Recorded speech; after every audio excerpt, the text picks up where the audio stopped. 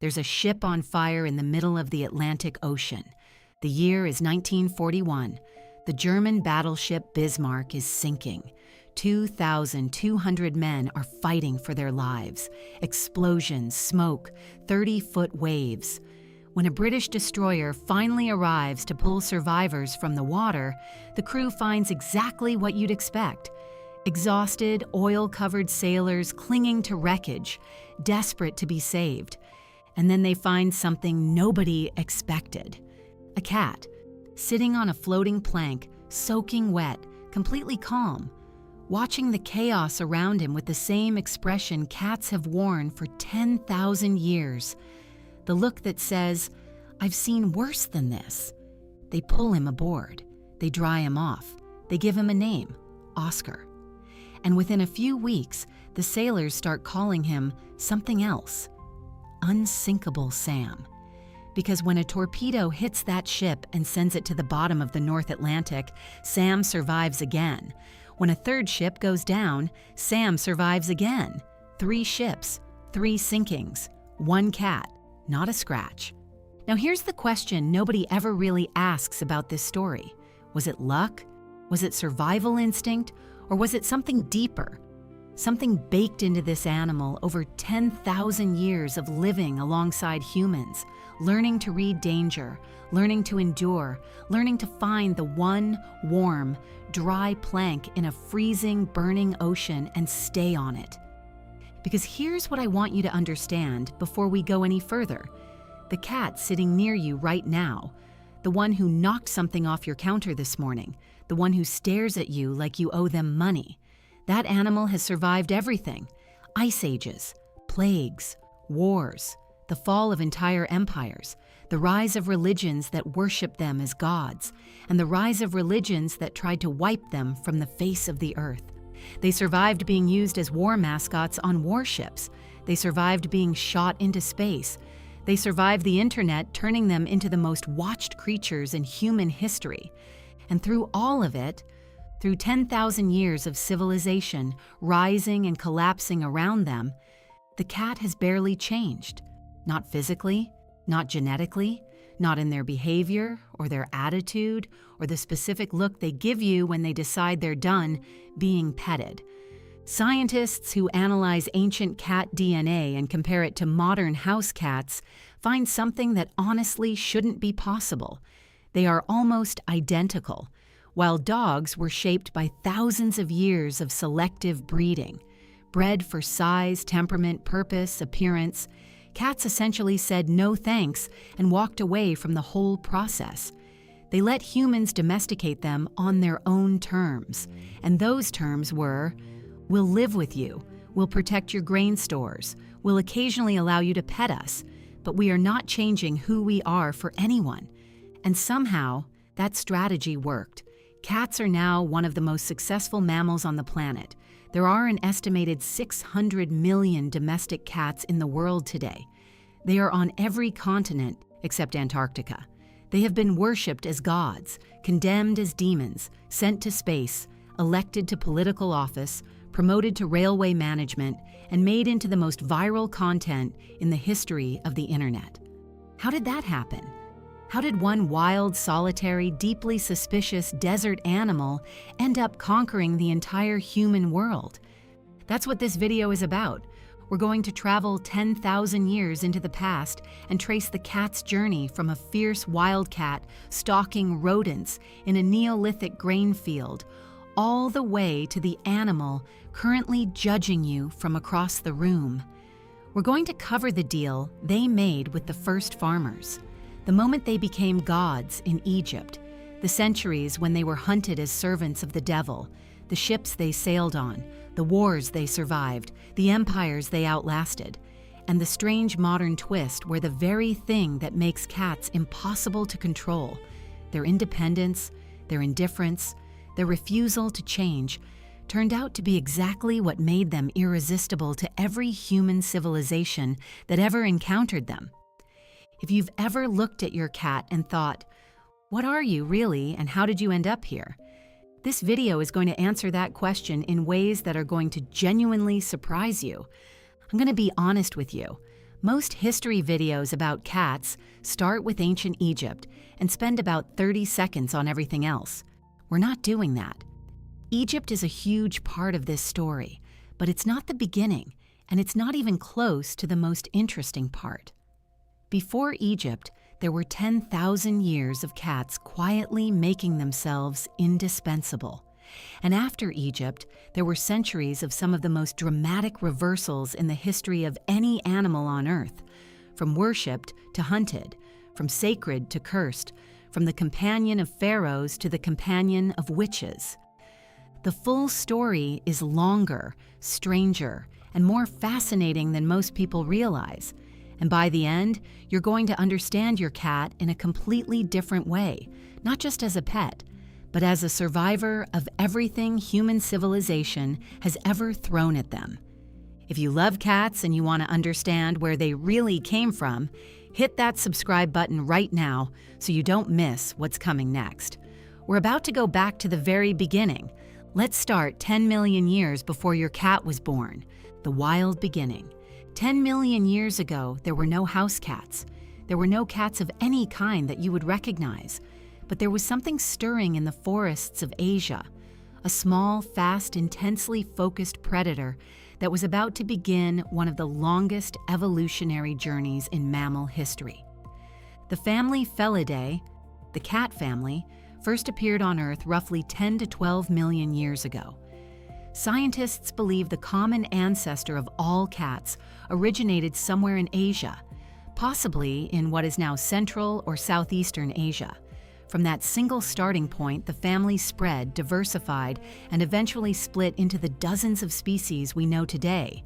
Lions, tigers, leopards, cheetahs, jaguars, and somewhere at the far end of that spectrum, the small, striped, deceptively ordinary animal that eventually wandered into a Neolithic grain field and changed the course of its own history forever. What's remarkable about the cat family is how consistent it is. If you look at the skull of a domestic cat and the skull of a lion, you're looking at the same basic architecture, the same rounded cranium, the same forward-facing eyes designed for hunting, the same jaw structure built for gripping and killing. The cat body plan is so effective, so precisely engineered for what it does, that evolution essentially kept it and scaled it. Small cats, big cats, medium cats, same design, different sizes. 3 million years ago, cats were living on every continent except Antarctica and Australia. They had already become one of the most successful predator groups on the planet. And then, around the end of the last ice age, something happened that would set the stage for everything that followed. The world changed. Glaciers retreated. Climates shifted. Large prey animals that had sustained the big cats for millions of years began disappearing. And in the aftermath of that collapse, a particular group of small wildcats in the Middle East and North Africa found themselves in an increasingly human world. The specific cat we're talking about is Felis libica, the African wildcat. If you saw one today, you'd think it was a slightly larger, more muscular version of a domestic tabby. Sandy-colored coat, dark stripes, yellow-green eyes, alert, watchful expression. It lives across North Africa and the Middle East, hunting rodents, birds, and small reptiles. Here's what made Felis libica different from every other small wildcat species. It was slightly more tolerant of other cats. That sounds small, but in the wildcat world, it's enormous. Most small wildcats are so solitary and aggressive that even raised from a kitten, they never fully tame. Felis libica had a slightly higher threshold, and that single trait is what made everything possible. When the first human settlements appeared in the Fertile Crescent around 10,000 years ago, Felis libica was the one wildcat that could consider moving in, not because humans invited it, because the food was there. Grain stores attracted rodents, rodents attracted wildcats, and a cat that could tolerate proximity to humans found the best hunting ground in the region. The farmer's response was logical. Don't chase it away. Let it hunt. Maybe leave some scraps. And that's it. That is the entire origin story of the domestic cat. not deliberate breeding, not a decision. A wildcat walked in from the desert, and humans were sensible enough not to drive it away. The earliest archaeological evidence comes from Cyprus, a 9,500-year-old burial site with a human grave, and right beside it, deliberately placed, the remains of a cat. Cats don't swim to islands. Humans brought it there intentionally, and when it died, they buried it alongside a person. 9,500 years ago, before Egypt, before the pyramids, before writing, someone thought their cat was worth burying. The genetics tell the rest of the story.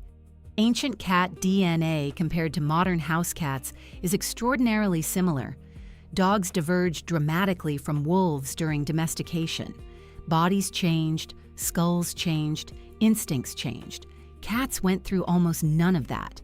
The domestic cat is genetically nearly identical to Felis libica. Same body, same instincts, same fierce independence. The cat came through domestication with everything that makes it a cat completely intact, which explains everything about living with one. You are not living with an animal shaped over millennia to please you. You are living with a wild animal that decided, long before either of you was born, that living near humans was a reasonable deal. The deal is still active, but it was always on the cat's terms. Next, we follow those cats into one of the most extraordinary chapters in the history of any animal on Earth, the moment they became gods. Egypt, gods, and killers. Around 4,000 years ago, something shifted in the Nile Delta that would change the cat story forever. The wildcats that had been living on the edges of farming settlements for thousands of years, useful, tolerated, never quite tamed, suddenly found themselves at the center of the most powerful civilization on Earth. And that civilization didn't just appreciate them, it worshipped them. But before we get to the gods, we need to understand why Egypt specifically became the place where the human-cat relationship transformed into something completely different. The Nile Valley was, in agricultural terms, one of the most productive places on Earth. Annual floods deposited rich silt across vast stretches of farmland. Harvests were enormous, and enormous harvests meant enormous grain stores. And enormous grain stores meant an absolutely staggering rodent problem. Rats and mice didn't just eat grain. They contaminated it, destroyed storage vessels, spread disease, and could devastate an entire season's supply in weeks. In a civilization where the grain supply was literally the difference between survival and famine, rodent control wasn't a nice thing to have. It was existential. Cats solved that problem better than anything else available. But in Egypt, something happened beyond pure pest control. The Egyptians watched cats closely. They observed their behavior, their speed, their grace, their ability to kill venomous snakes, which was not a small thing in a country where cobras and vipers were a genuine daily hazard. They noticed that cats seemed to operate in a space between the domestic and the wild. They were in your home, but not of it. They accepted your food, but answered to no one. To the Egyptian religious mind, that quality wasn't a quirk. It was sacred. The goddess Bastet began as a lioness deity, fierce, protective, associated with the pharaoh's power in war. But around the first millennium BCE, something remarkable happened. As cats became more integrated into Egyptian daily life, Bastet's image shifted. The lioness head became a cat head. The fierce war goddess became something softer, a protector of the home, of women, of children, of fertility, a deity associated with music, dance, and domestic warmth. And once Bastet became a cat goddess, the cats themselves became sacred. At Bubastis, the main temple complex dedicated to Bastet was one of the most visited religious sites in all of Egypt. The Greek historian Herodotus described the annual festival there as drawing up to 700,000 pilgrims, one of the largest religious gatherings in the ancient world. The cats at these temples were treated as living representatives of the divine. When they died, they were mummified with the same care given to human remains. Archaeologists have found cat cemeteries near Bastet's temples containing hundreds of thousands of carefully wrapped, preserved animals. The legal consequences were severe. Killing a cat, even accidentally, could be punishable by death. The Roman historian Diodorus Siculus recorded an incident around 60 BCE where a Roman soldier accidentally killed a cat in Alexandria. Despite the intervention of the Egyptian king himself, the crowd killed the man on the spot. The cat's death had to be answered. But there's a darker side rarely told. The same temples that venerated cats also bred them in massive numbers specifically to be killed, mummified as votive offerings to Bastet. Pilgrims would purchase these at temple gates and present them to the goddess. The same culture that made killing a cat a capital offense also killed cats by the thousands as religious tribute. The practical result was an industry. Surplus cats from temple breeding operations ended up in homes, markets, and ships. Egypt gave cats their divinity, and then, without quite meaning to, Egypt gave them to everyone else. When Egypt became a Roman province in 31 BCE, the Roman trade network became a distribution system for the Egyptian cat. Within centuries, cats were common across the entire Roman world, from Britain to Mesopotamia. The deal that started in a Neolithic grain field had been scaled up to cover an entire civilization. But the cat was about to go somewhere new, onto the ships, and from the ships to the world. Cats go to sea. If you want to understand how cats conquered the world, you have to understand one thing about ancient ships. They were full of rats, not occasionally, chronically, devastatingly full of rats. Rats ate provisions, chewed through ropes, gnawed into water barrels, spread disease. On a long voyage, a rat infestation could be the difference between a ship arriving at its destination and a ship never arriving at all. Cats solved this so effectively they became standard equipment. Not a luxury, standard equipment. And because ships went everywhere, every port, every coastline, every island, cats went everywhere too. The Roman trade network distributed Egyptian cats across the Mediterranean world. Viking longships carried them to Iceland, Greenland, and the British Isles. A distinct Norse genetic signature is still measurable in northern European cat populations today.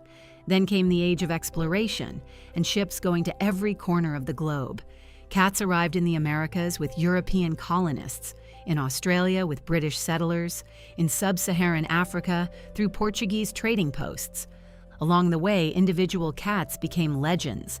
Trim, the ship's cat of the navigator Matthew Flinders, who circumnavigated Australia and inspired his captain to write him an actual biography. Simon, aboard HMS Amethyst during the 1949 Yangtze incident, wounded by shrapnel, recovered, resumed rat duties, kept crew morale alive through months of siege, and was awarded the Dickin Medal, the animal equivalent of the Victoria Cross. And Unsinkable Sam, who we already know, these weren't just pest control tools. They were companions, crew members, beings that sailors cared about and mourned. The same dynamic that began in a Neolithic grain field played out again on the decks of ships across 5 centuries of global exploration. By the time the age of exploration wound down, there were domestic cats on every inhabited continent on Earth. A species that had originated in one small corner of the Middle East now lived everywhere humans lived. The cat had won, quietly, efficiently, without anyone quite planning it. But winning didn't mean safety. Back in Europe, while cats were sailing to the far corners of the world, something terrible was happening to the ones who stayed behind. We need to talk about the Middle Ages, and we need to talk about what the Church decided cats were, the Dark Ages. In 1233, Pope Gregory IX issued a papal document describing satanic rituals in Germany. At the center of those supposed ceremonies was a black cat, which, according to the Pope, was the physical form the devil himself took when he appeared to his followers. What followed was one of the longest campaigns of animal persecution in recorded history. For roughly 3 centuries, cats across Europe were hunted, tortured, and killed, thrown from towers, burned alive, sealed into the walls of new buildings, destroyed at public festivals as acts of communal piety. The Church's strategy when encountering older pagan traditions was to invert them. What had been holy became unholy. Cats had been sacred in Egypt, associated with Freya in Norse paganism, kept by the healers and wise women at the edges of European villages. The Church needed to discredit those women. Their cats went with them. By 1484, Pope Innocent VIII officially declared the cat to be the devil's favorite animal. When a witch was burned, her cat was burned with her. The women most often accused shared a profile: older, often alone, often keeping cats as companions. There is something almost unbearably sad about it. The very quality that made cats natural companions for isolated, vulnerable people became the evidence used to destroy both of them. And the consequences may have been catastrophic. The systematic elimination of cats across Europe removed the most effective rat predator from the ecosystem. The rodent populations that exploded in cat-free environments were the same ones carrying the fleas that spread the Black Death. Kill the cats, lose the pest control, lose the battle against the disease. The correlation between centuries of cat persecution and centuries of plague is real, even if history never moves in perfectly straight causal lines. Not everywhere was equally hostile. Monastery cats protected manuscripts from mice, the very books containing anti-cat theology, guarded by cats. Eastern Christianity, Islam, and Japanese Buddhism all maintained positive relationships with cats throughout this period. The same animal, experienced through completely different cultural lenses. But in Western Europe, the damage was deep. The association of cats with darkness, mystery, and the uncanny, embedded by 3 centuries of persecution, never entirely disappeared. We still put black cats in our Halloween decorations. We still reach for the cat when we want to suggest something mysterious, not quite tamed. 500 years of rehabilitation hasn't fully lifted that shadow, but rehabilitation did come from an unexpected direction: the Renaissance and recovery. The rehabilitation of the cat in Western culture didn't happen through a single dramatic reversal. It happened gradually, through artists, writers, and the relentless practical reality that cats kill rats, and rats destroy things people care about. Leonardo da Vinci sketched cats obsessively.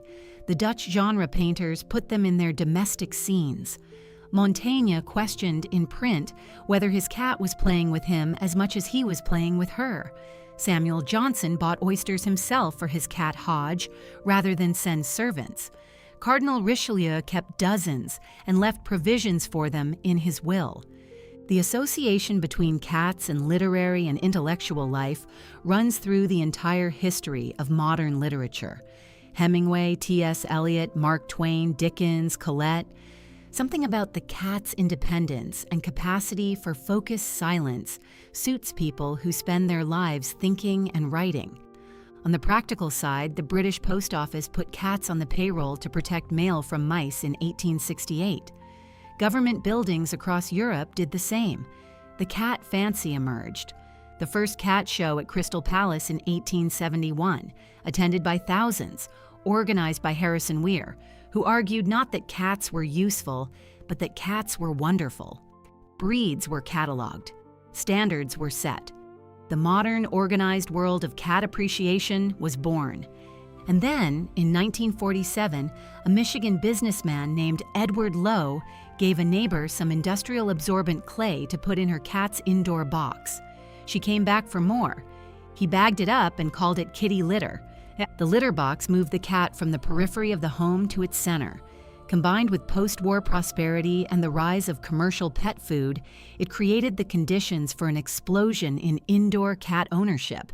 By the latter 20th century, cats had become the most numerous pet in the United States, then across much of the developed world. From working animal to cultural icon, from the edges of Neolithic grain fields to the center of modern homes.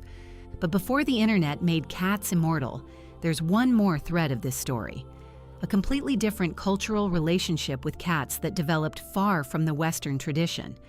We need to go east versus west. While Western Europe was burning cats alongside witches, something very different was happening on the other side of the world.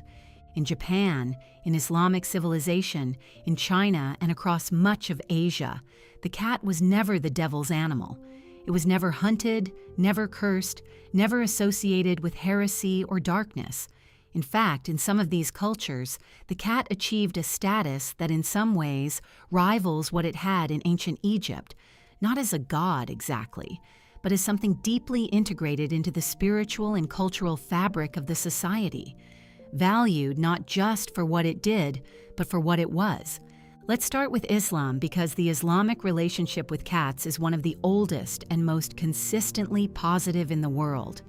The Prophet Muhammad is said to have loved cats deeply and personally. The most famous story involves his cat Muezza, who fell asleep on the sleeve of his robe while he was preparing for prayer. Rather than disturb the sleeping cat, the Prophet cut off his sleeve. When he returned, Muezza woke, bowed to him in gratitude, and the Prophet stroked the cat 3 times.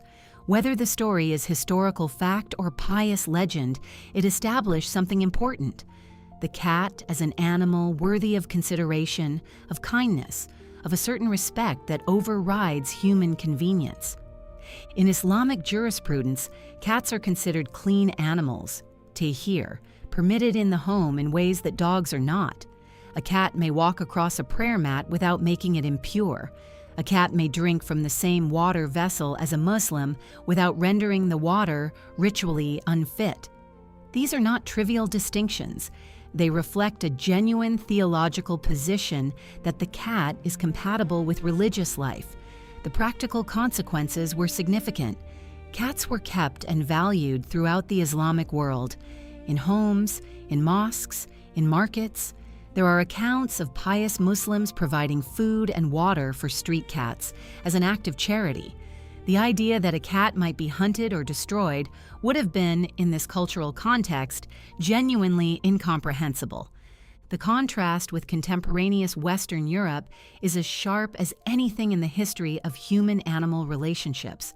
The same centuries, the same animal, 2 civilizations arriving at almost perfectly opposite conclusions about what it meant and how it should be treated. Japan's relationship with cats is different again, and in some ways the most distinctive of all. Cats are not native to Japan. They arrived from China, probably during the 6th or 7th century CE, brought by Buddhist monks to protect sacred texts from rodents, the same function they performed in European monasteries, with rather different cultural results. The earliest documented appearance of a cat in Japan is in the diary of Emperor Uda in 889 CE. He wrote about a small black cat given to him as a gift, describing it with evident delight. Its fur, its movements, its personality. It's a charming document, and it establishes from the very beginning of Japanese cat history a quality of personal, appreciative attention that never really went away. In the Heian period from the 9th to the 12th centuries, cats were exclusively an aristocratic possession. Rare, expensive, kept on leashes, highly prized. They appear in court poetry and in the Tale of Genji, where their presence tells you something about how embedded they had become in the upper levels of Japanese society. Over the following centuries, as cats spread through Japanese society more broadly, they acquired layers of spiritual and cultural significance that have no real parallel anywhere else in the world. The maneki neko, the beckoning cat, the raised paw figure you've seen in the windows of restaurants and shops all over the world, originated in Japan, probably in the Edo period. The stories of its origin vary, but one popular account places it at a temple in Edo, where a cat belonging to a poor priest raised its paw to beckon a passing lord inside just before lightning struck the place where he had been standing. The cat saved his life. In gratitude, the Lord became a patron of the temple, and the beckoning cat became a symbol of good fortune. Whatever its specific origin, the maneki neko became one of the most enduring symbols in Japanese visual culture. It has since traveled around the world, recognized now in places that have no other connection to Japanese culture whatsoever. If you've ever seen one in a Chinese restaurant, an American nail salon, a British gift shop, that's 10,000 years of human-cat relationship distilled into a ceramic figurine with a moving arm. Japanese Buddhism developed its own relationship with cats over the centuries. The Nekojinja, cat shrines, are a real and active phenomenon. Shrines dedicated specifically to cats, where people come to pray for their cat's health, to mourn cats who have died, to ask for luck and prosperity. The Gotokuji Temple in Tokyo, believed by many to be the original home of the maneki neko legend, is covered today with thousands of beckoning cat figurines left by visitors as offerings. It's an extraordinary sight. A temple whose every surface is filled with images of a single animal, each one placed there by someone who came asking for the cat's blessing. And then there is Tama. Tama was a calico stray cat living near Kishi Station, a small railway station in Wakayama Prefecture, in the early 2000s. The station was facing closure, the local railway line was losing money, ridership was declining, and the economics simply didn't work anymore. A station employee named Toshiko Koyama had been feeding the stray cats that lived near the station. When the company distaffed it to cut costs, she pleaded for permission to let the cats stay. The railway president agreed, and then, in January 2007, he officially appointed Tama as station master. She was given a station master's hat, specially designed to fit a cat. Her salary was a year's supply of cat food. Her duties were to greet passengers. The response was immediate and overwhelming. People came from across Japan to see the cat station master. Ridership on the line increased by 17% in the first month. A study later estimated that Tama's presence contributed 1.1 billion yen to the local economy. She was promoted from station master to super station master to operating officer, the first cat in history to hold an executive position in a railroad corporation. She was knighted by the prefectural governor. A train was designed in her honor, decorated with cartoon images of her face. When Tama died in June 2015, at the age of 16, thousands of people attended her funeral. She was given a Shinto ceremony and declared an eternal station master, a guardian deity of Kishi Station. A shrine was erected in her honor on the platform. Her successor, Nitama, Tama II, was appointed station master and continues the role today.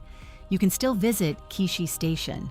The Tama train still runs. Tama's story is funny and sweet and has a quality of gentle absurdity that makes it irresistible. But it also reveals something real. The country that had treated cats as aristocratic treasures in the 9th century, that had embedded them in its religious iconography and folk culture and literature, responded to a stray calico at a rural train station with a completely natural impulse to honor her, to give her a title, to take her presence seriously as something that mattered. It fit. It made sense in a way it might not have elsewhere. China's relationship with cats is older than Japan's, and in some ways even more complex. Cats appear in Chinese records dating back over 2,000 years, kept initially by the imperial court and aristocracy. In Chinese culture, cats are associated with good luck, with the protection of the home, with longevity. The specificity of these associations, the careful cultural attention to exactly which kind of cat means exactly which kind of thing, reflects centuries of sustained observation of the animal. When you look at the global picture, the Islamic world, Japan, China, and the rest of Asia on one side, medieval Western Europe on the other, what's striking is how anomalous the European persecution looks. The cat's relationship with humans across most of the world and most of recorded history has been positive, useful, valued, appreciated, sometimes elevated to the sacred. The centuries of European persecution were a deviation from a much longer and more consistently positive pattern. The cat survived that deviation, just as it survived the sinking of the Bismarck, the collapse of the Roman Empire, the end of Egyptian civilization, and every other upheaval of the past 10,000 years. It waited, it endured, it kept doing what it had always done.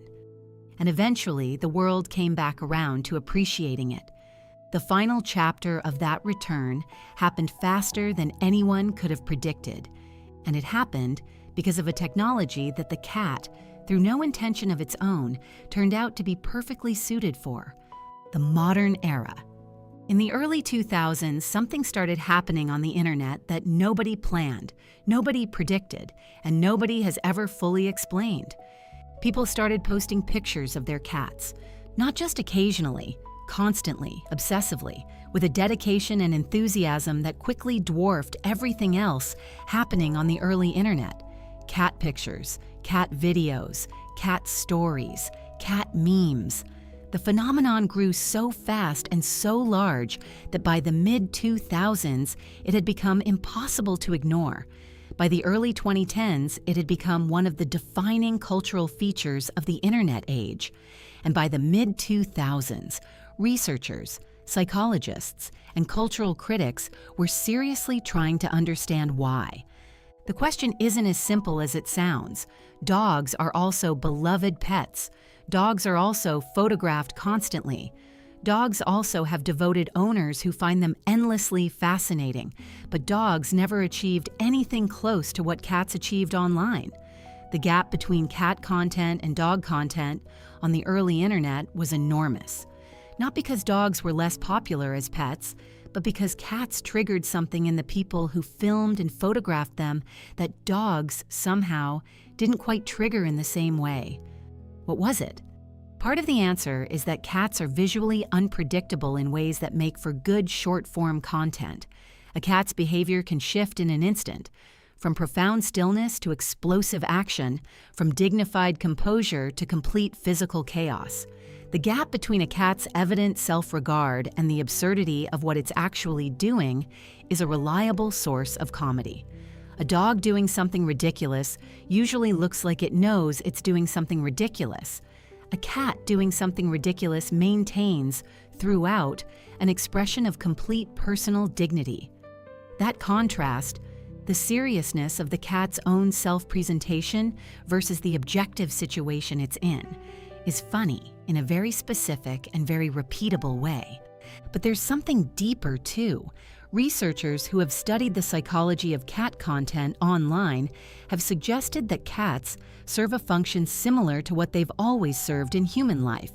They are a source of comfort, of warmth, of connection to something that exists outside the relentless pressure of human social life. When you watch a cat video, you are briefly in a world where none of the things that stress you matter. The cat doesn't know about your deadline or your mortgage or your argument with your coworker. The cat is just being a cat. And for 30 seconds or 2 minutes, you get to exist in that space with it. This is not a new function. It's the same function cats have served in human homes for 10,000 years. What the internet did was scale it. Make it available to anyone with a connection at any moment of the day, in any emotional state. The comfort of a cat, which had previously required actually living with one, was suddenly available on demand to the entire connected world. The numbers that emerged from this shift are genuinely staggering. By 2015, estimates suggested there were more than 2 million cat videos on YouTube, with an average of around 12,000 views per video. At the time, that made cat videos the single most watched category of content on the platform. Not music videos, not news, not sports highlights, cat videos. Researchers published studies examining why people watch cat videos and how the experience affects them. They found that watching cat videos was associated with significant increases in positive emotions, energy, hope, happiness, and significant decreases in negative emotions, including anxiety, annoyance, and sadness. People who watched cat videos at work reported feeling guilty about it, but also reported that the emotional benefits outweighed the guilt. The productivity loss, such as it was offset by genuine mood improvement. The cat, which had been regulating human emotional states since it first wandered into a Neolithic grain field, was still doing exactly that, just through a screen now. The individual cats who became famous through the internet represent a remarkable chapter in the longer story we've been telling. Grumpy Cat, whose real name was Tartar Sauce, became famous in 2012 when a photo of her permanently displeased expression went viral. The expression was caused by feline dwarfism and an underbite, conditions that gave her face a fixed look of profound dissatisfaction with everything around her. The image spread instantly, spawned thousands of memes, led to a book deal, a Lifetime movie, and merchandise that sold around the world. At the height of her fame, Grumpy Cat was one of the most recognizable faces, human or animal, on Earth. When she died in 2019, major news organizations ran obituaries. Tributes came from around the world. Lil Bub was another cat whose specific appearance, extra toes, a permanently protruding tongue, large luminous eyes caused by a collection of genetic mutations, made her instantly recognizable and endlessly compelling to look at. But Lil Bub's fame had a dimension that went beyond comedy. Her owner used her platform to raise money for animals with special needs. She was the subject of a documentary film. When she died in 2019, the response was something close to genuine public grief. Not ironic internet mourning, but something more personal, more real. Keyboard Cat, Neon Cat, Henry the Existential Cat, the original LOL cats. These are not just funny pictures or silly videos.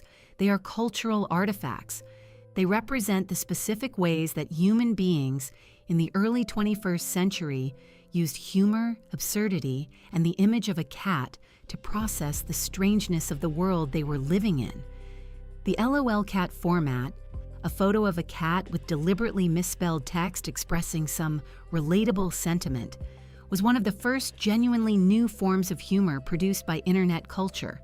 It was later recognized by media scholars as an early example of what became the meme, the fundamental unit of internet cultural exchange. The cat was there at the beginning of that. It's worth noting that the very first cat video in recorded history was made in 1894 by Thomas Edison's studio. Two boxing cats, filmed as a demonstration of the new kinetoscope technology. The very first time moving images were used for entertainment, someone pointed the camera at cats. 120 years later, cats were still the dominant subject of online video content. Whatever it is about the cat that makes human beings want to watch it, to film it, to share the experience of it with other people, that quality was present at the very beginning of recorded moving images and has never diminished. The internet also did something else for cats that deserves attention. It created communities. Cat owners who had previously felt slightly isolated in their affection, who maybe felt embarrassed about how much they cared about their animals, who didn't have anyone in their immediate circle who shared their level of interest, suddenly had access to millions of people who felt exactly the same way. Online cat communities became places of genuine connection and mutual support. When someone's cat was sick, strangers offered advice and comfort. When a cat died, strangers mourned alongside the owner. There was something almost poetic about this. The cat, which had always been the companion of people who spent time alone, writers, scholars, sailors, the isolated and the solitary, became through the internet a vehicle for connection. The animal famous for its independence became the creature that built one of the first genuinely global online communities. By the 2020s, cats on the internet had become an economic force. Individual cat accounts on Instagram and TikTok had millions of followers. Brand partnerships with famous cats were worth significant sums. The market for cat-themed merchandise, clothing, accessories, home goods, art, had grown into a multi-billion-dollar global industry. And then there were cat cafes. The first opened in Taiwan in 1998, but it was in Japan, where many people lived in apartments too small for pets. that the concept became a genuine institution. By 2015, there were over 100 cat cafes in Tokyo alone. The idea spread globally because it addressed something real: the desire for the specific kind of connection that a cat provides, the warmth and presence and gentle, undemanding company available to people whose circumstances didn't allow them to keep a cat at home. Which brings us back, in a way, to where we started. 10,000 years ago, cats entered human settlements because there was something there for them, and humans let them stay because there was something there for us. Pest control, yes, but also something harder to define: a presence, a warmth, a creature that was in your space but not of it, that accepted your company without being diminished by it, that seemed to exist according to its own logic while somehow also fitting itself into yours. The internet didn't create the human love of cats. It revealed the full extent of something that had always been there: a need, a pull, an affection that turned out to be not just widespread, but nearly universal. Given access to cat content at any moment, humans chose cats, over and over again, with a consistency that surprised even the people who had always loved them. The cat had survived the sinking of empires and the burning of witches and 3 centuries of papal persecution. It had conquered the most powerful communication technology in human history by doing exactly what it had always done: being exactly, completely, unapologetically itself. Famous cats. Throughout this video, we've been tracing the cat's journey through 10,000 years of human history. We've talked about the broad movements, civilizations, oceans, periods of worship and persecution and rehabilitation. But history is also made of individuals, and the individual cats who left a mark on the human record deserve their own chapter. These are some of those stories. Félicette went to space. In October 1963, the French space program launched a small cat into the upper atmosphere on a suborbital flight. She was a stray who had been living on the streets of Paris when she was caught and brought to a research facility. 13 cats were trained for the mission. Félicette was selected, partly because of her calm temperament and partly because the electrodes implanted in her brain for neurological monitoring were correctly positioned. On October 18, 1963, she was launched in a small capsule to an altitude of approximately 157 kilometers, well above the boundary of space, and returned safely to Earth about 15 minutes later via parachute. She survived. She was the first cat in space, and to date the only cat in space. The neurological data she transmitted during the flight contributed to the early understanding of how the brain responds to the conditions of spaceflight. For decades afterward, Félicette was largely forgotten. The space race was dominated by larger, more politically charged stories. A French cat on a 15-minute suborbital flight didn't fit neatly into any of the grand narratives. She was briefly famous at the time, then quietly set aside. In 2017, a crowdfunding campaign raised enough money to commission a bronze statue of her, installed at the International Space University in Strasbourg in 2019. She is depicted sitting atop a globe, looking upward. The inscription reads, "In memory of Félicette, the first cat in space, October 18, 1963. It took 56 years for her to get a statue, but she got one." Mrs. Chippy was not so lucky. Mrs. Chippy, despite the name, a male tabby, belonged to Harry McNish, the carpenter aboard Ernest Shackleton's ship, the Endurance, which set out in 1914 on an attempt to cross Antarctica. Mrs. Chippy was known for his extraordinary balance, walking along the ship's rails in rough seas with the casual confidence that only cats manage. He was popular with the entire crew, affectionate, sociable, willing to sit in anyone's lap during the long, cold watches of the Southern Ocean. The Endurance became trapped in pack ice in January 1915 and was slowly crushed over the following months, eventually sinking in November. The crew began one of the most extraordinary survival journeys in the history of exploration, across ice, in open boats, through some of the most hostile waters on Earth, that eventually resulted in the rescue of all 28 men. It remains one of the great feats of human endurance and leadership. Mrs. Chippy was not among the survivors. Before the crew began their march across the ice, Shackleton ordered the dogs and Mrs. Chippy to be shot. The decision was purely practical. The survival journey would be brutal. Food was desperately limited, and carrying animals that couldn't pull sleds was not possible. McNish never forgave Shackleton for it. Their relationship, already strained over questions of authority, broke permanently over the death of the cat. McNish spent the rest of his life bitter about both the decision and the fact that Shackleton later declined to recommend him for the Polar Medal, despite the crucial role McNish's carpentry had played in the survival of the crew. When McNish died in 1930, he was buried in Wellington, New Zealand. In 2004, 90 years after the Endurance sailed, a bronze statue of Mrs. Chippy was placed on his grave.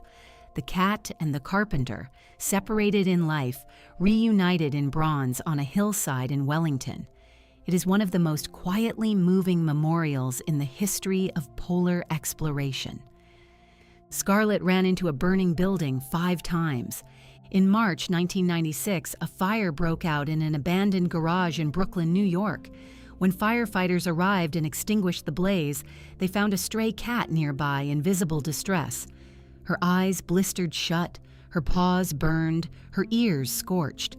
The firefighters realized what had happened. The cat had gone into the burning building, carried out one of her kittens, gone back in, carried out another, gone back in again. 5 times. For 5 kittens. Each time she emerged more severely burned.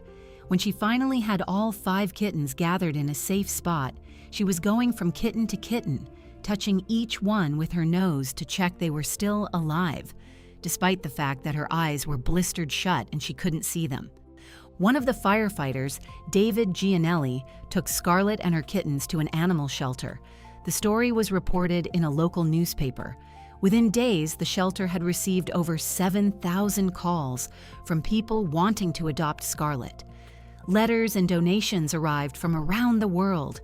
She was eventually adopted by a woman in Long Island who had lost a cat of her own and felt the connection deeply. Scarlett lived for 12 more years, dying in 2008. The shelter continued to receive letters about her for years after her death. Her story has been told in children's books, in documentaries, in articles about animal courage and maternal instinct. What Scarlett did is not scientifically remarkable. Cats are known to risk themselves for their offspring, and the behavior she showed is consistent with what we understand about feline maternal drive. What is remarkable is the specific, visible, documented quality of her determination. 5 trips, completely blind by the end, still going back. Dewey Read More Books was found in the book return slot of the Spencer Public Library in Spencer, Iowa, on a January morning in 1988. The temperature outside was minus 15 degrees Fahrenheit. He was a tiny orange kitten, barely alive. The library staff warmed him up and fed him. The library director, Vicki Myron, decided he could stay. He stayed for 19 years. Dewey, the name chosen by public vote, with Read More Books added as a formal middle and last name in honor of the library's purpose, became the heart of the Spencer Public Library.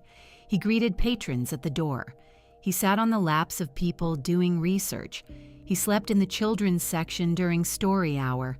He had a particular gift for finding the people who needed him most. The elderly woman who came in every day because she was lonely. The child who was struggling in school and found comfort in a warm animal's presence. The man who was grieving and didn't know why he kept coming back to the library until he realized it was because Dewey was there. The Spencer Public Library is in a small town in rural Iowa that experienced significant economic decline in the 1980s. Jobs left. People left. The community struggled. And in the middle of all of that, there was this cat who showed up every morning, who was always glad to see you, who didn't know or care about the economic pressures and the community grief and the slow erosion of a way of life, who was just there, warm and present and reliable, in a place that was trying to remain a center of community life through difficult years. When Dewey died in 2006, the story of his life was published as a book, Dewey, The Small Town Library, Cat Who Touched the World, which became a New York Times bestseller and was translated into multiple languages. The book sold over 2 million copies worldwide. People who had never been to Spencer, Iowa, who had never heard of the town before reading about Dewey, wrote to say that his story had moved them, had reminded them of something they'd forgotten about what community and connection and the simple presence of another living creature can mean. Stubbs was the mayor of Talkeetna, Alaska, for almost 20 years. Talkeetna is a small historic district in Alaska, population around 900. In 1997, local residents were dissatisfied with the candidate standing for mayor and organized a write-in campaign. The winner was a yellow tabby cat named Stubbs, so named because he had been born without a proper tail. He was around 4 months old at the time of his election. He served as honorary mayor until his death in 2017, a tenure of nearly 20 years. Stubbs had an office at the local general store. He drank water from a wine glass spiked with catnip. He received 30 to 40 tourist visitors per day. He was attacked by a dog at one point during his tenure, suffering injuries that required veterinary treatment, and the community's distress over the attack was reported nationally. He survived, recovered, and continued his duties. Talkeetna is a real place with a real local government that handled actual civic functions. Stubbs had no formal authority. He could not introduce legislation or sign documents or conduct diplomatic negotiations. But he was, in some genuine and publicly affirmed sense, the face of the community, the creature that people thought of when they thought of Talkeetna, the one whose welfare the residents cared about collectively and publicly, the presence that gave the place a particular identity. There's something very old about this. Long before modern concepts of elected office, communities across many cultures had sacred animals, creatures whose well-being was bound up with the community's own, whose presence signified something about the character of the place. Stubbs's unofficial mayoralty is funny, and it was partly a joke from the beginning, but it lasted 20 years. It was taken seriously enough to become a point of genuine local pride and international attention. Whatever the joke was at the start, something real grew out of it. F.D.C. Willard is a published scientist. In 1975, the physicist Jack Hetherington submitted a paper on low-temperature physics to the journal Physical Review Letters. After writing it, he realized he had used the word "we" throughout, implying multiple authors. But he was the only author. Rather than rewrite the entire paper, he added a co-author, his Siamese cat, Chester, listed under the formal name Felis Domesticus Chester Willard, or F.D.C. Willard. The paper was accepted and published. F.D.C. Willard's contribution to the scientific literature is real and measurable. The paper exists. It has been cited by other researchers. There are subsequent papers in which Hetherington listed F.D.C. Willard as the sole author. Apparently, when he wasn't certain enough about the work to put his own name on it, he put the cat's name instead. F.D.C. Willard is, on the official record of physics literature, a published scientist. The story became known in the scientific community and has been told with affection ever since, partly as a gentle joke at the expense of academic publishing conventions, partly as a recognition that the boundary between a scientist's work and their life, between the professional self and the personal self, is more porous than formal publication practices suggest. Chester was there while the work was done. He sat on the papers. He was present in the room where the thinking happened. His name is on the work. The CIA tried to turn a cat into a spy. In the 1960s, at the height of the Cold War, the Central Intelligence Agency developed a project called Acoustic Kitty, a program that attempted to use a cat as a covert listening device. The concept was straightforward in the sense that CIA Cold War concepts were ever straightforward. Surgically implant a microphone in a cat's ear canal, a transmitter at the base of its skull, and an antenna in its tail. Train the cat to loiter near targets of interest. Intercept conversations. The project reportedly cost around $20 million over several years. A team of veterinary surgeons performed the implantation procedure on a cat. The cat survived the surgery.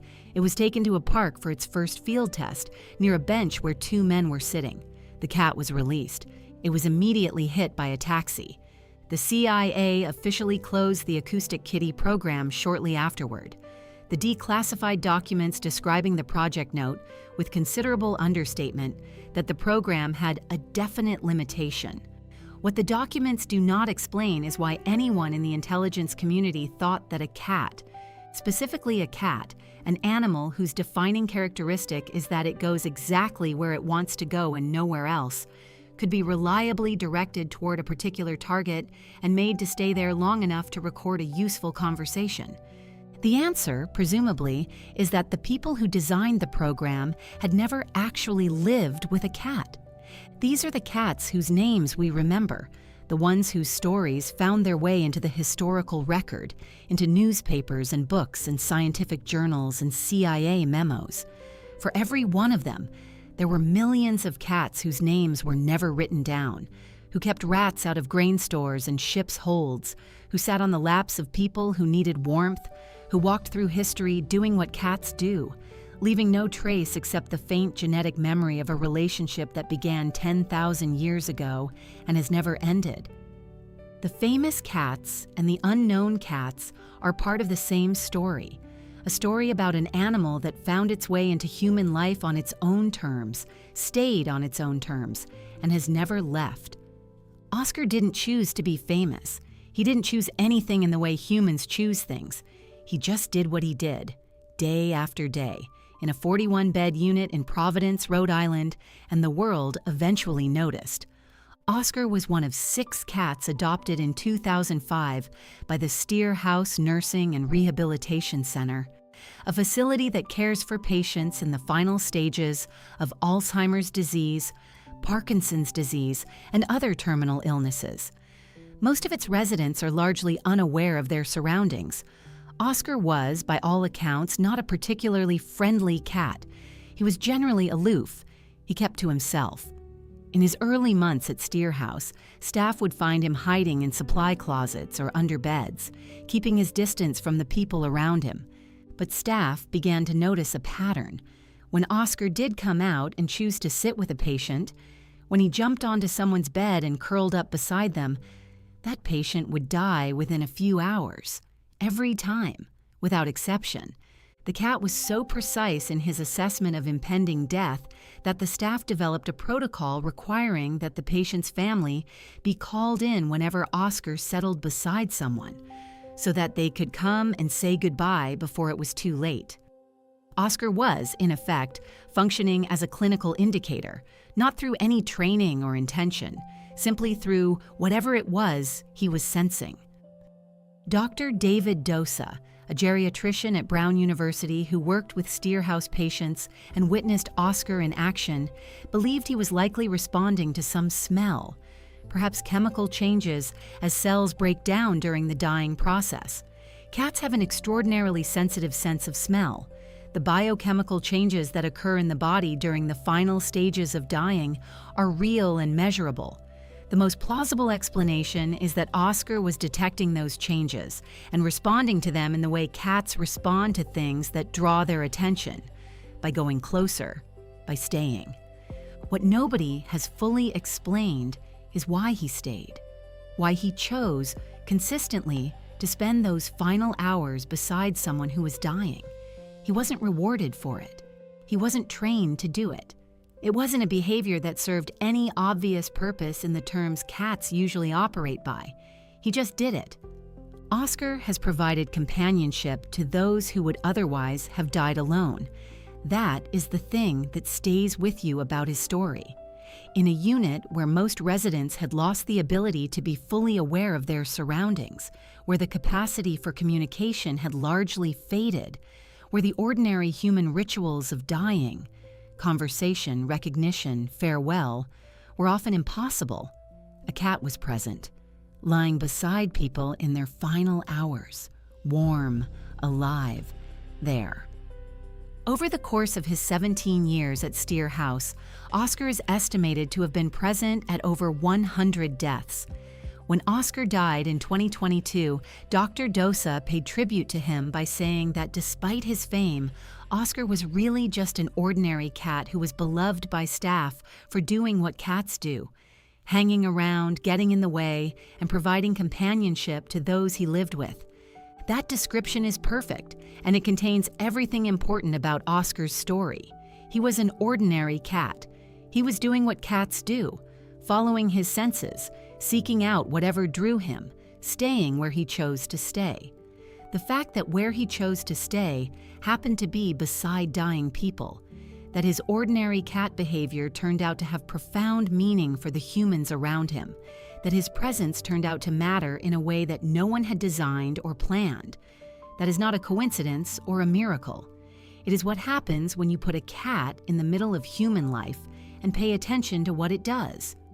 Cats have been doing this for 10,000 years, being present, being warm, being there in the moments when human beings most need something alive beside them. Oscar was just doing it in a context where someone noticed precisely enough to write it down, to publish it in the New England Journal of Medicine, to put it in the permanent record. He was, as Dr. Dosa said, an ordinary cat, which is to say he was extraordinary in exactly the way cats have always been extraordinary, in ways we still don't entirely understand, in ways that matter more than we usually remember to say. There are a few more cats whose stories deserve a place in this chapter, not because they are the most dramatic or the most famous, but because each one illuminates a different facet of the relationship between cats and the people who lived alongside them. Pangur Bán is the oldest cat in this list, by about 12 centuries. He belonged to an Irish monk, probably living in a monastery somewhere in the 9th century, and we know almost nothing about either of them except what survives in a single short poem, written in Old Irish, discovered in a manuscript in the monastery of St. Paul in Carinthia, Austria. The poem is one of the most quietly perfect things in early medieval literature. The monk compares his own work, hunting words catching meaning on the page, to his white cat's work of hunting mice. Each of them, he writes, practices his own art. Each is happy at his task. Each finds his own satisfaction in the focused attention his particular craft requires. The poem has no grand claims. It doesn't argue for anything. It simply observes, with precision and evident affection, the parallel lives of a man and a cat sharing a small, cold room in which important work is being done. The cat is not symbolic. He is not a metaphor. He is a specific white cat named Pangur Bán, doing what cats do, and the monk finds his company good. That poem has survived over 1,200 years. It has been translated dozens of times into modern languages. It was used in the opening sequence of the animated film The Secret of Kells. A sculpture of Pangur Bán stands in the Rose Garden of Kilkenny Castle as part of a public art installation. A cat who lived for perhaps 15 years in a 9th century monastery has outlasted almost everything else from that period. The political arrangements, the theological disputes, the names of kings. The poem about him endures because it captures something true and lasting about what it is to share your working life with a cat. Tamu lived 3,500 years ago, which makes her the oldest cat whose name we actually know. She was the personal cat of Crown Prince Thutmose, eldest son of Pharaoh Amenhotep, the third of ancient Egypt. When she died, she was mummified and buried in a decorated limestone sarcophagus carved with her likeness, a level of funerary honor usually reserved for humans of considerable status. The prince himself died young, before he could become pharaoh, and relatively little is known about his life. What we know about him now is substantially shaped by the care he took over the death and burial of his cat. The sarcophagus sits today in the Cairo Museum. Tamu's name means simply she-cat. Nikola Tesla, one of the most important inventors in the history of electrical engineering, attributed his lifelong obsession with electricity to a cat. In a 1939 letter written to a 12-year-old girl, Tesla described an evening from his childhood in Serbia. Dusk falling, his hand stroking the back of his black cat Maychak, and then something extraordinary. In the dim light, as his hand moved along the cat's fur, sparks flew, static electricity. The cat's back glowed with light. Tesla wrote that he stood speechless, overwhelmed, that it was the moment that set his mind permanently in the direction it would travel for the rest of his life. Whether the story is precisely accurate as he remembered it 60-plus years later is impossible to know, but it is what he said. The man who gave us alternating current, who transformed the modern world with his work on electricity, traced the beginning of his curiosity to a cat. Bob was a stray ginger tabby who walked into the life of a homeless man named James Bowen in London in 2007. Bowen was sleeping rough and busking on the streets of the city, struggling with addiction, with no clear path forward. Bob appeared one day with an infected leg wound, and Bowen took care of him. Bob recovered and attached himself to Bowen with the completeness that cats sometimes display toward people who have helped them, following him to work, sitting beside him while he busked, traveling on the bus with him. People stopped to look at the man with the cat. They gave money, they asked questions, they came back. The cat gave Bowen a visible presence, a story, a connection to other people that his circumstances had otherwise denied him. Bowen wrote about his experience in a book called A Street Cat Named Bob, published in 2012. It became an international bestseller, translated into dozens of languages, eventually adapted into a film in which Bob played himself. The book described not just the practical changes that having a cat brought to Bowen's life, but the internal ones, the sense of responsibility, of being needed, of having something that required his care and returned it in kind. Bob died in 2020. The street where the bookshop stood where Bowen first sold the big issue with Bob beside him has a bronze statue of the cat. Bowen said that Bob saved his life. That is not a metaphor. And then there is Larry. Larry is a brown tabby cat who has lived at 10 Downing Street, the official residence of the British Prime Minister, since February 2011. His official title is Chief Mouser to the Cabinet Office, a position with genuine historical roots. There has been a cat employed to control rodents in the buildings of the British government since at least the reign of Henry VIII in the 16th century. The official records of the post date back to 1929. Larry is the first cat to be given the title officially by the government itself, rather than informally by the press.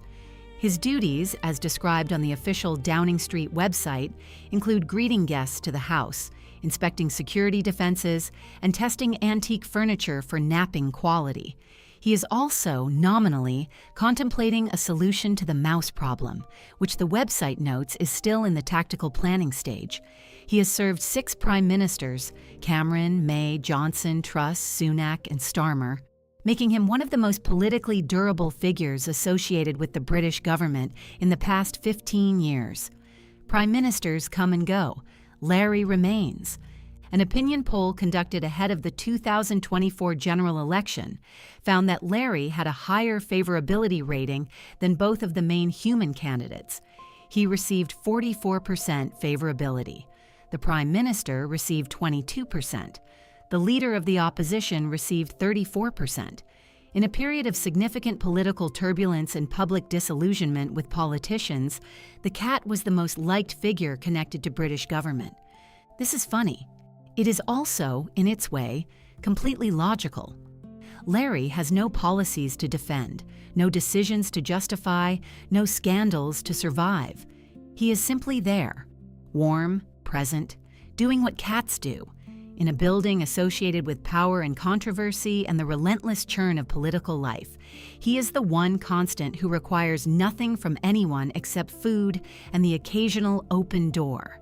He is, in other words, doing exactly what cats have been doing for 10,000 years, being present, being consistent, being exactly what they are, in whatever space humans have created around them, Whether that space is a Neolithic grain store or an Egyptian temple or a Viking longship or a Downing Street cabinet room, the cat is there, on its own terms, indifferent to the significance humans attach to the surroundings, interested only in the things cats are always interested in. The stories in this chapter are as different from each other as stories can be. A Bronze Age Egyptian prince and his mummified cat, a 9th century Irish monk and his white mouser, a Serbian boy and the spark that changed the world, a homeless man and the cat who helped him find his way back, an Antarctic expedition and the carpenter who never forgave his captain, a hospice in Rhode Island where a cat sat with dying people because something in him needed to, a stray tabby who became the most popular figure in British public life. Different centuries, different continents, different circumstances. The same animal threading its way through all of it, leaving its mark on the people it lived among in ways that were never planned, never designed, never predictable. Just the natural consequence of putting a cat in the middle of human life and paying attention to what happens. The science of domestication. For most of human history, the question of why people love cats was not considered a question worth asking. People loved cats because cats were there, because they were useful, because they were warm, because something in their presence was simply good to have around. The feeling was self-evident. The explanation seemed unnecessary. But in the past few decades, scientists have actually started investigating it. Psychologists, neuroscientists, evolutionary biologists, and animal behaviorists have begun applying the same rigorous attention to the human-cat relationship that researchers have applied to other aspects of human psychology and social behavior. What they've found is surprising in its specificity. Not just that people love cats, but why? In measurable, biological, neurological terms, the presence of a cat does what it does to a human being. Some of the answers are simpler than you'd expect. Some are stranger. Let's start with the most basic one. Cats are small. This sounds obvious, but it matters. Humans have a deeply wired response to small creatures with large eyes and rounded features, a response that developmental psychologists call the baby schema, first described by the ethologist Konrad Lorenz in the 1940s. The baby schema is a set of physical features: large head relative to body, large eyes relative to face, small nose, rounded cheeks, short limbs. That triggers a caregiving response in adult humans. It evolved, presumably, because those features reliably indicate a young human who needs protection and care. But the trigger is not specific to human babies. It fires for anything that has those features. Kittens have them in abundance, but adult cats retain them too, to a degree that adult dogs, horses, and most other domesticated animals do not. A cat's face, with its large forward-facing eyes and relatively small muzzle, activates the same neural pathways that a baby's face activates. You are, on some level, neurologically predisposed to find a cat's face appealing in the same way you find an infant's face appealing. This doesn't fully explain the love of cats. Lots of things are cute. What makes the cat different is what happens when you actually interact with one. Researchers studying the neuroscience of human-animal interaction have found that positive contact with a cat, petting, proximity, play, triggers the release of oxytocin in both the human and the cat. Oxytocin is the hormone most associated with bonding, trust, and social attachment.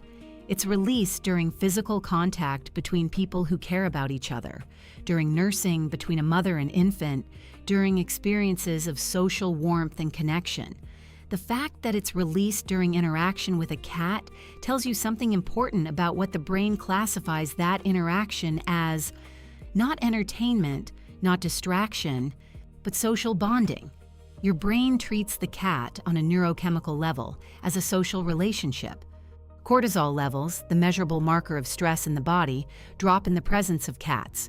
Studies conducted in various settings, including hospitals, schools, and workplaces, have consistently found that time spent with cats is associated with measurable reductions in physiological stress markers. This isn't just a subjective feeling of being calmer, it shows up in blood tests.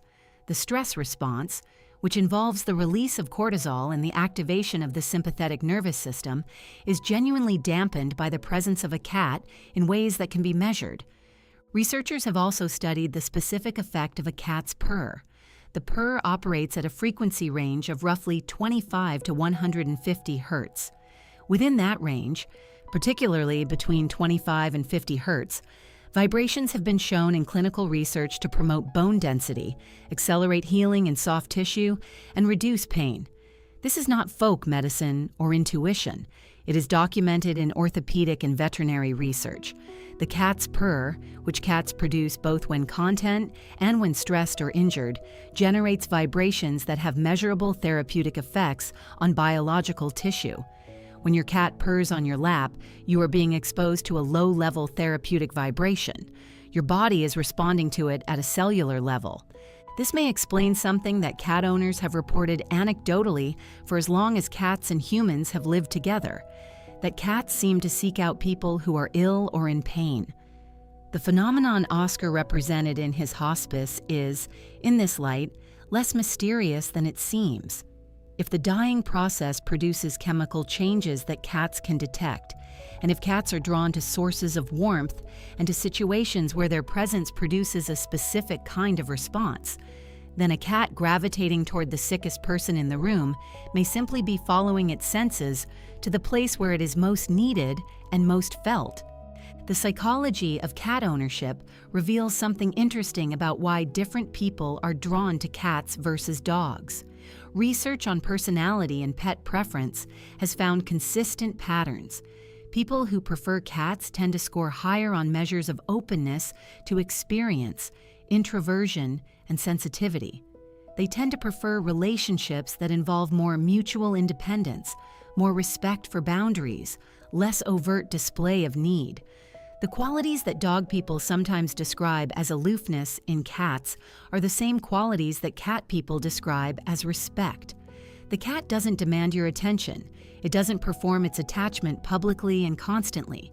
It offers its company on its own terms, and in return, it expects yours to be offered the same way.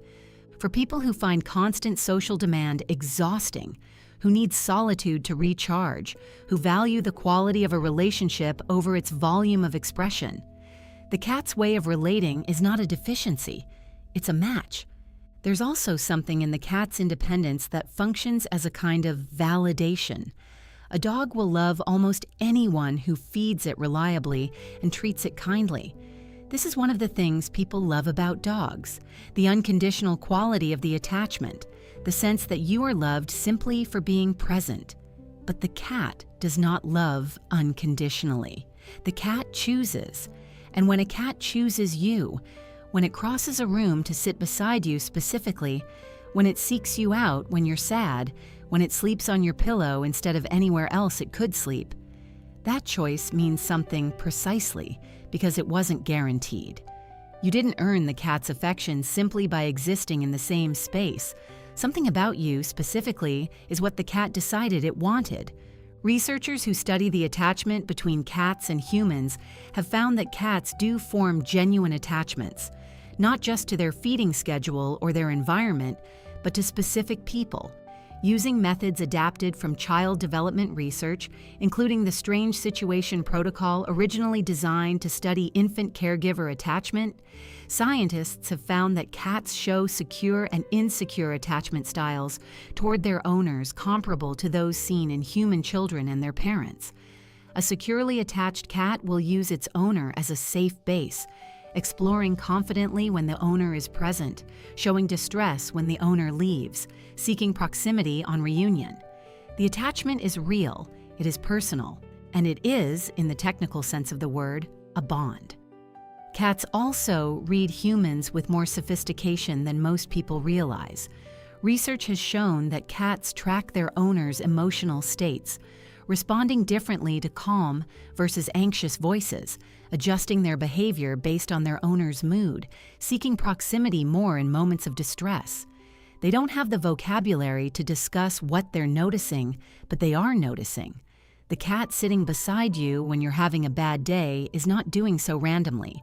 Something in your energy, your posture, your voice, your scent, something the cat can read that you may not even be fully aware of, has communicated your state to the animal, and the animal has responded. One of the more unexpected findings in recent cat cognition research concerns something called social referencing, the way an animal looks to a trusted figure for information about how to interpret an ambiguous situation.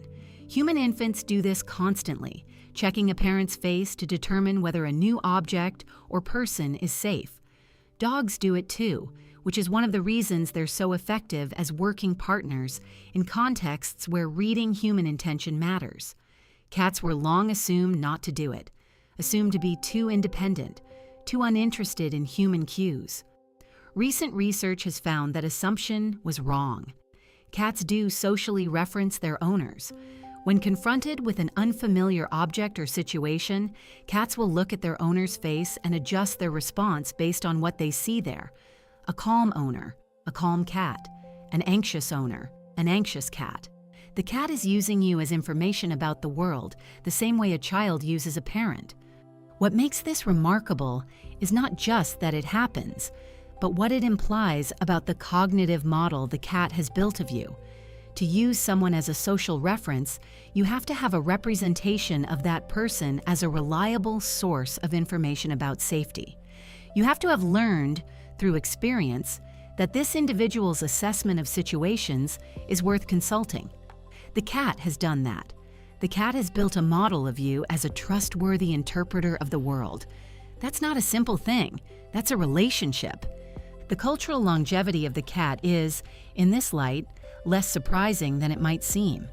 We are drawn to cats because they trigger our caregiving instincts with their faces, because they provide neurochemical rewards through contact and proximity, because their purring has literal therapeutic effects, because they offer the specific combination of independence and genuine attachment that some people need and thrive on. We have kept cats for 10,000 years, not just because they caught mice, though they did catch mice and that mattered, but because something in their presence does something to us that we find again and again across cultures and centuries worth having. The cats are not incidental to human history. They are woven into it not just practically but psychologically. They have been regulating our stress responses, triggering our bonding hormones, sitting beside us when we were sick and working beside us when we were well, for as long as we have lived in settlements large enough to attract rodents. They came in from the desert 10,000 years ago because the food was there. They stayed because we needed them, not just for the rats, for everything else they bring that we have never quite found the words to name but have always, in every culture and every century, recognized when we felt it. The warmth, the presence, the sense when a cat chooses to sit beside you that you have been found acceptable by something that makes its own judgments and keeps its own counsel and could just as easily have gone somewhere else. The future. For most of the 10,000 years we've been discussing, the cat's future was not something anyone thought about. The cat was simply there. It had always been there. It would continue to be there. The arrangement was so stable, so embedded in the fabric of human life, that the idea of it changing seemed as unlikely as the idea of humans stop needing warmth or company or the sound of something alive in a quiet room. But we are living in a moment when things that seemed permanent are changing faster than any previous generation has had to absorb, and the cat's future, the future of the 600 million domestic cats on Earth, and the future of the wild cats they came from, is genuinely uncertain in ways it has never been before. There are two separate stories here, and they point in almost opposite directions. The first story is about the domestic cat, and it is mostly a story of extraordinary success. By almost every measure, the domestic cat is thriving. Numbers are growing. The range is expanding. The relationship with humans is deepening rather than diminishing. In countries where pet ownership is increasing, China, India, Brazil, much of Southeast Asia, cats are among the primary beneficiaries. The global pet care industry, driven substantially by cats, is worth hundreds of billions of dollars and growing. The cultural infrastructure around cat ownership, veterinary care, food science, behavioral research, welfare advocacy, has never been more sophisticated or more widely available. Cats in the 21st century have access to medical care that would have seemed miraculous to any previous generation of cat owners. Chemotherapy for feline lymphoma, hip replacements for arthritic cats, genetic testing for hereditary conditions, dental surgery, ophthalmology, cardiology. Cats in wealthy countries are living longer, healthier lives than at any point in the 10,000-year relationship. The science of cat cognition and welfare is also advancing rapidly. For most of history, cats were understood through observation and folk knowledge. What owners noticed, what breeders passed down, what vets learned from practice. In the past 2 decades, a genuine scientific literature on feline behavior, cognition, and emotional life has emerged. Researchers are mapping the cat's social structures, its communication systems, its emotional responses, its capacity for learning and memory. What that research is consistently finding is that cats are more cognitively sophisticated, more emotionally complex, and more socially capable than the old stereotype of the solitary, indifferent animal suggested. The more carefully we look, the more interesting they turn out to be. This matters for the future because it shapes how we treat them. A culture that understands its cats as emotionally complex beings, with genuine needs for mental stimulation, social connection, and environmental enrichment, will produce better outcomes for cats than a culture that sees them as low-maintenance decorative animals. The shift in understanding is real, and it is continuing. There is also the question of what the cat's relationship with humans will look like as human life changes. Urbanization is one of the major drivers. The world is increasingly a world of cities, of smaller homes, of people living alone or in smaller households, of lives structured around work and screen time rather than land and outdoor space. In that world, the cat's particular qualities, its adaptability to indoor life, its independence, its relatively low maintenance requirements compared to dogs, its capacity for genuine companionship without constant demand, make it in some ways the ideal companion animal for the urban future. The trend toward indoor cat ownership, already well established in much of the developed world, is likely to continue and deepen. The cat that wandered the edges of Neolithic settlements is becoming irrevocably an indoor animal. The question of how to meet its needs in that environment, how to provide sufficient mental stimulation, sufficient space, sufficient connection to its own nature, is one that cat welfare researchers are actively working on. Technology is entering the relationship in ways that are just beginning to be understood. Automated feeders, self-cleaning litter boxes, camera systems that allow owners to watch their cats remotely. These are already widespread. More sophisticated applications are emerging.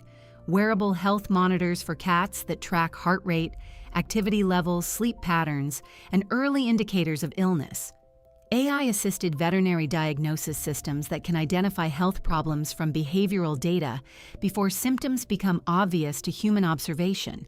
Apps that analyze a cat's vocalizations and attempt to interpret their meaning. Still experimental, still limited, but pointing toward a future where the communication gap between cats and humans might be narrowed, at least at the margins. There is something both exciting and slightly strange about this. The cat that came in from the desert communicated through scent and body language and the occasional vocalization, and humans learned, over thousands of years, to read those signals. Now we are building machines to do the reading for us, to translate the cat's communication into data that our screens can display. Whether that makes the relationship richer or just different, is something we will discover over the coming decades. The second story, the story of the wildcat, is considerably darker. Felis libica, the African wildcat from which all domestic cats descended, is not endangered. It remains widespread across North Africa and the Middle East, but it faces a threat that is specific to its situation and that has no obvious solution: hybridization with domestic cats. Where domestic and feral cats come into contact with wild Felis libica populations, which is increasingly everywhere, interbreeding occurs. The resulting hybrids are fertile. Over generations, the genetic distinctiveness of the wild population is diluted. Some researchers estimate that truly genetically pure African wildcats are now rare across much of the species range, replaced by hybrid populations that carry varying proportions of domestic cat DNA. This is not a straightforward conservation problem. The hybrids are not sick or dysfunctional. They are, in most respects, successful animals, but the wild population that existed before domestic cats arrived. The specific genetic heritage of the animal that first made the deal with human civilization 10,000 years ago is being absorbed and altered in ways that cannot be reversed. The wildcat that domesticated itself may, over the coming centuries, lose the genetic distinctiveness that made it what it was. There is an irony in this that is almost too neat to take in. The cat's success created the domestic cat. The domestic cat's success is now threatening to absorb the wild ancestor it came from. The broader picture for wild felids is grim in ways that go beyond Felis libica. Of the 37 species in the family Felidae, the majority are in decline. Habitat loss, prey depletion, human-wildlife conflict, poaching for the illegal wildlife trade. The pressures on wildcat species are intense and largely intensifying. Tigers occupy perhaps 5% of their historical range. Cheetahs number fewer than 7,000 individuals in the wild. Snow leopards are estimated at perhaps 4,000. The Amur leopard, native to the Russian Far East, is one of the rarest large cats on Earth, with perhaps 100 individuals surviving. The Iberian lynx, once on the verge of extinction, has been brought back to a few hundred individuals through intensive conservation work, one of the few genuinely positive stories in wild felid conservation. What is striking about this picture is its contrast with the domestic cat's extraordinary success.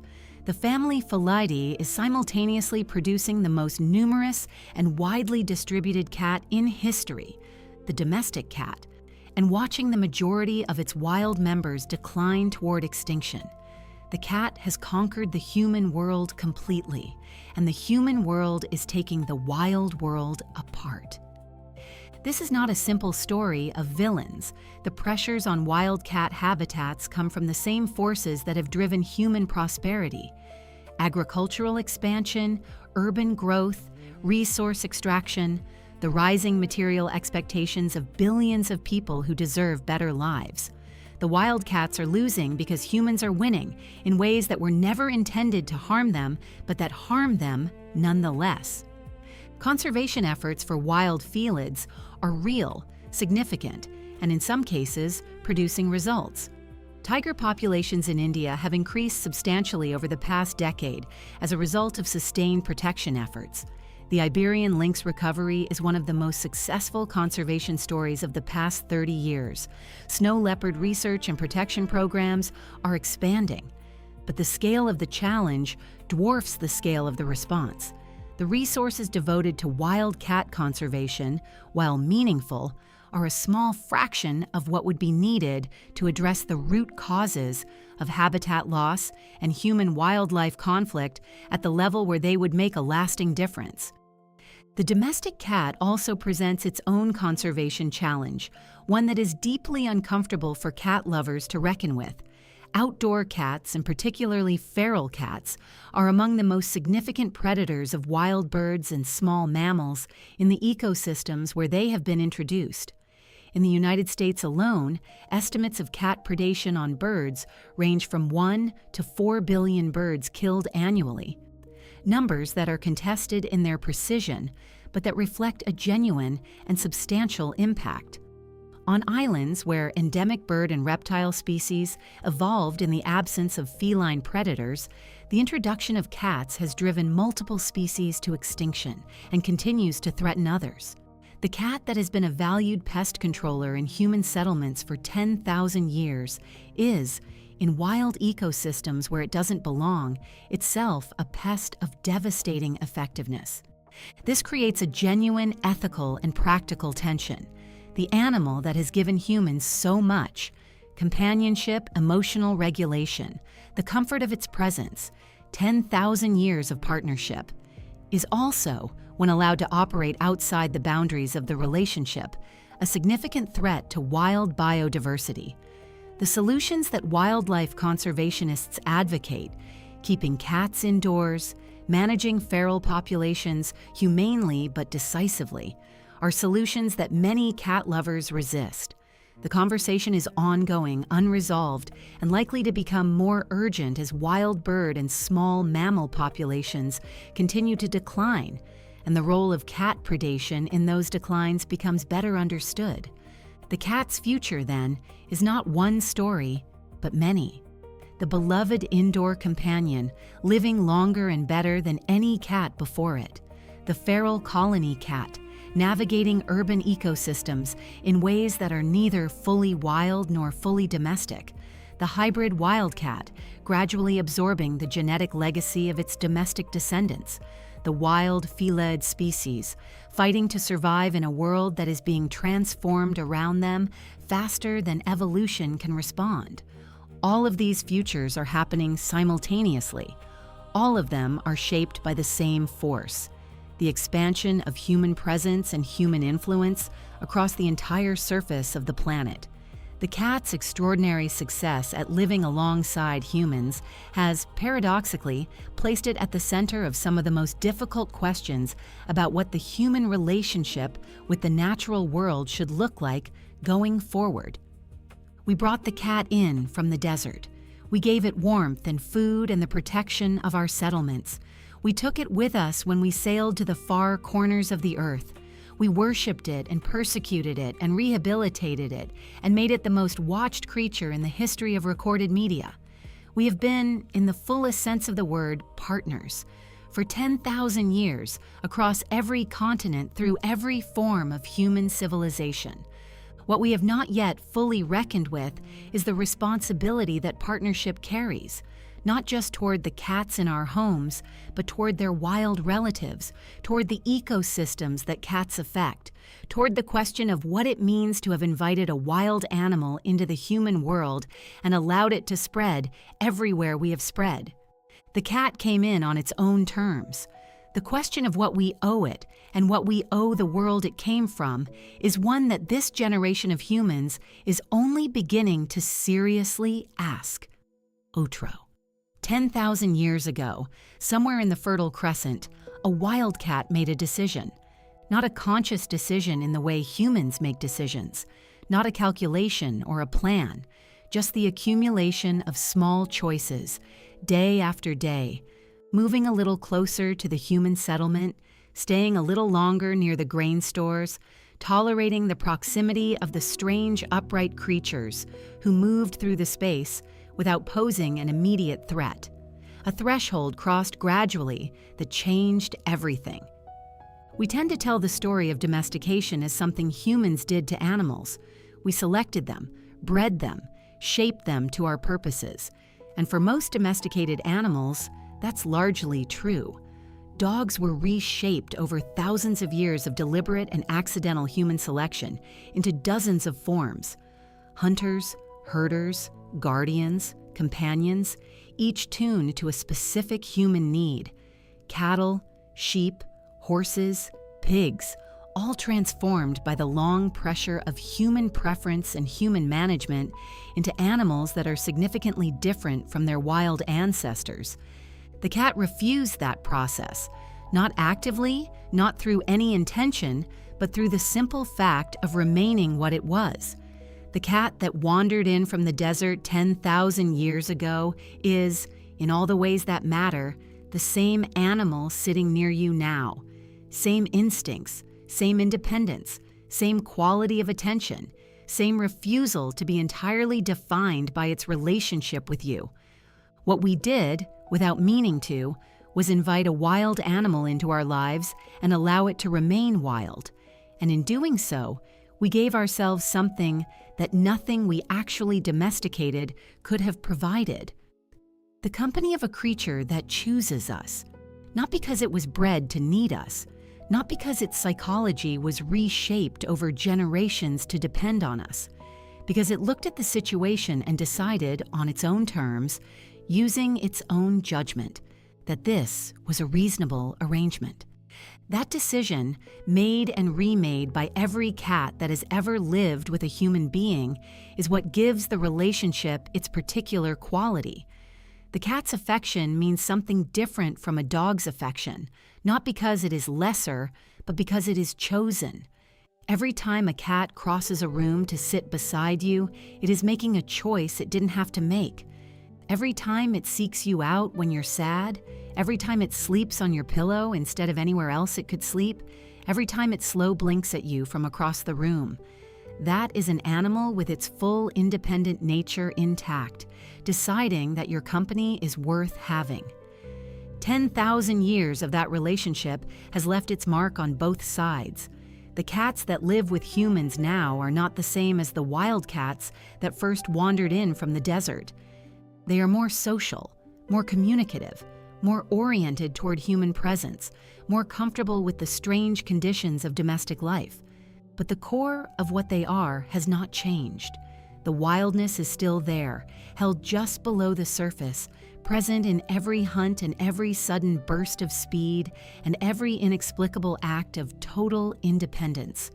You can see it in the way a cat looks at a bird through a window. The complete focus, the ancient intensity, the reminder that what you have in your home is not a tame thing, but a wild thing that has decided, for reasons of its own, to be here.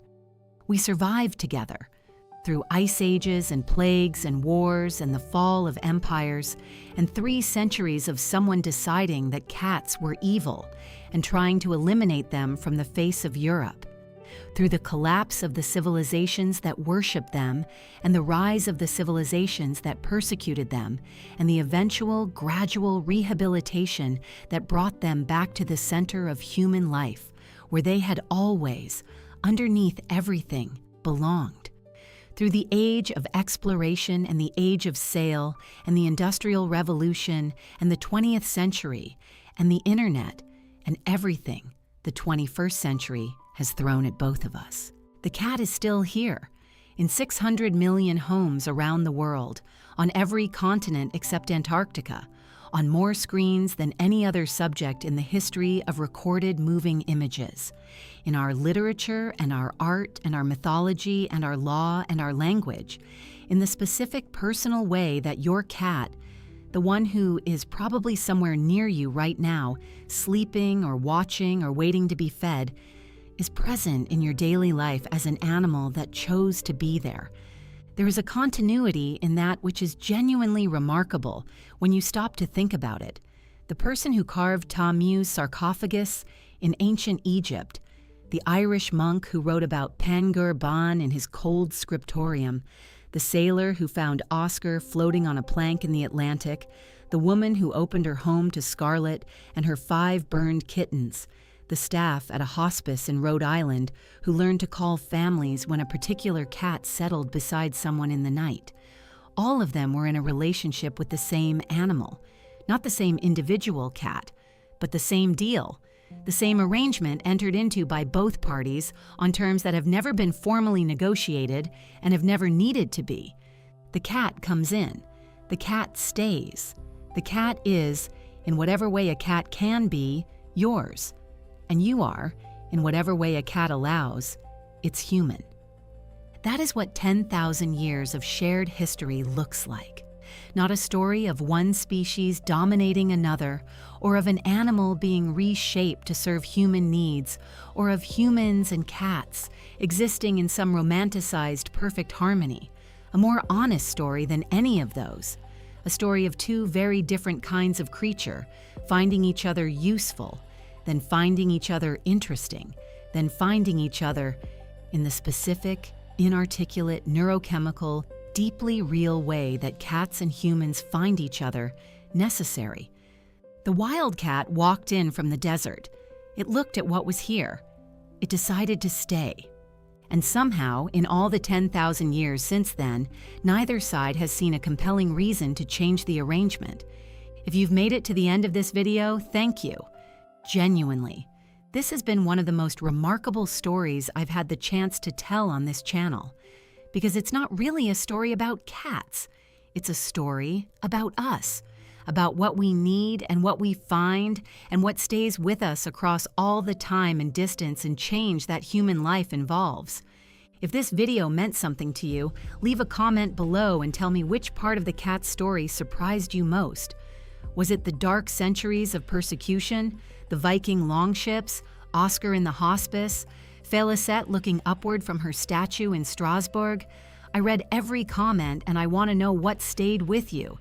If you have a senior or older cat in your life, one who has been your companion through years of their own, I want you to know that there is a resource I've put together specifically for people in your situation.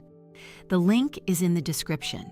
It covers everything you need to know to give an older cat the care they deserve in every stage of their life. Because after 10,000 years, they've earned it. Subscribe if you haven't already. There is more coming. And until then, go find your cat. Tell them the deal is still on.